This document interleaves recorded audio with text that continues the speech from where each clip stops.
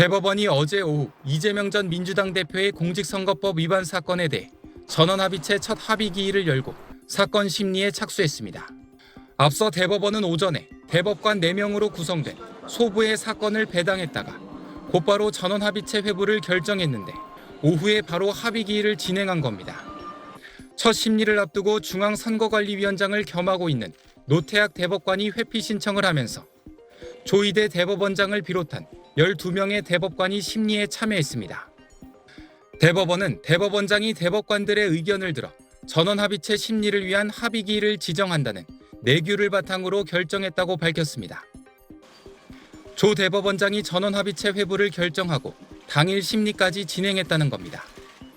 이례적인 신속심리 움직임엔 선거법 사건 재판기간 준수를 강조해온 조 대법원장의 의지가 반영된 걸로 풀이됩니다. 선거법상 이전 대표 사건 상고심 선고는 항소심 선고 이후 3개월 이내인 오는 6월 26일 전에 내려져야 합니다. 대법원이 심리의 속도를 낸다면 6월 3일 대선 전 선고도 가능하다는 전망이 나오고 있습니다.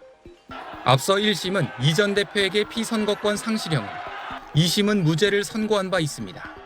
만약 이전 대표가 민주당 후보로 확정되고 선거 전 무죄 확정 판결이 나온다면 사법 리스크 논란은 사라질 전망입니다. 하지만 사건이 유죄 취지로 파기환송된다면 선거 과정에서 대통령 또는 당선자의 재판을 중지할 수 있는지 헌법 84조 해석을 둘러싼 논란이 이어질 수 있습니다. 정치권 반응은 엇갈렸습니다. 민주당에선 전원합의체 회부는 예상했다며 결론도 크게 걱정하지 않는다고 밝혔고, 국민의힘은 대법원이 신속하게 판단해 대선 전에 결론이 나와야 한다고 강조했습니다. SBS 백운입니다. 이재명 민주당 대표의 공직선거법상 허위사실 공표 혐의 항소심 선고 공판에서 재판부는 징역 1년에 집행유예 2년을 선고한 1심 판결을 깨고 이 대표에게 무죄를 선고했습니다. 1심 재판부가 유죄로 본 2가지 쟁점에 대해 모두 원심 판단을 뒤집은 겁니다.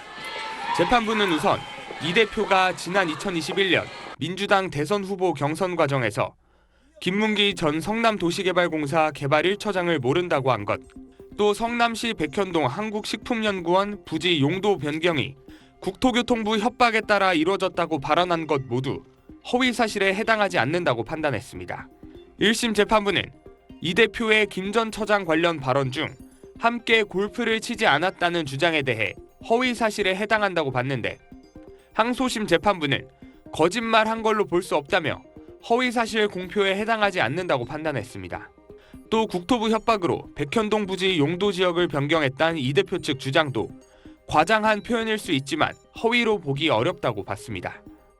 재판을 마치고 나온 이 대표는 정의에 기반해 판결해준 재판부에 감사하다면서도 검찰에는 날을 세웠습니다.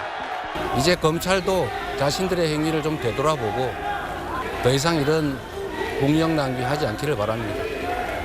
사필 규정 아니겠습니까? 앞서 서울 서초동 법원 종합청사 인근에선 시민단체들의 맞불 시위가 열렸는데, 선고 결과가 알려지자 이 대표 지지자들은 환호한 반면 윤석열 대통령 일부 지지자들은 격앙된 모습을 보이기도 했습니다. SBS 김지욱입니다. 검찰이 이재명 민주당 대표 선거법 사건 항소심 선고에 대해 상고하면서 최종 판단은 대법원 몫이 됐습니다. 조기 대선 가능성과 맞물려 확정 판결이 언제 나올지가 관심사입니다. 공직선거법은 항소심 판결 3개월 이내 3심 선고를 하도록 규정해 6월 26일 전 확정 판결을 해야 하지만 지켜지지 않는 경우가 많았습니다. 검찰의 상고 이유서 접수 뒤 이 대표 측 답변서 제출 기한이 만료되고 주심 대법관이 지정되기까지도 실무적으로 한 달 이상 소요됩니다. 이 과정에서 이 대표 측이 대법원 소송기록 접수 통지서 송달을 거부하면 길게는 수개월 심리 개시를 못할 수도 있습니다. 주심 대법관 배당 뒤엔 주심을 포함한 대법관 4명으로 이뤄진 소부에서 심리하는데, 대법원이 대법관 13명 전원이 심리할 필요가 있다고 판단하면 전원 합의체로 회부할 수 있습니다. 지난 2020년 이 대표의 다른 선거법 사건도 8개월 동안 소부에서 결론 내지 못하자 대법원이 전원 합의체의 회부에 무죄 취지로 파기환송된 바 있습니다. 법조계에선 1심과 2심 재판부가 선거법상 허위사실 공표죄 법리 해석과 적용의 차이를 보인 만큼 대법원 심리가 길어질 수 있다는 전망이 나옵니다.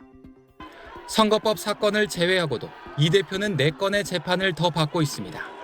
1심에서 무죄가 선고된 위증교사 사건은 서울고법에서 항소심이 진행 중이고, 대장동 백현동 위례신도시 개발비리 의혹과 성남FC 후원금 의혹은 서울중앙지법에서 병합심리로 1심만 2년 가까이 진행 중인데, 사안이 복잡해 결론을 내기까진 상당 기간이 소요될 것으로 보입니다.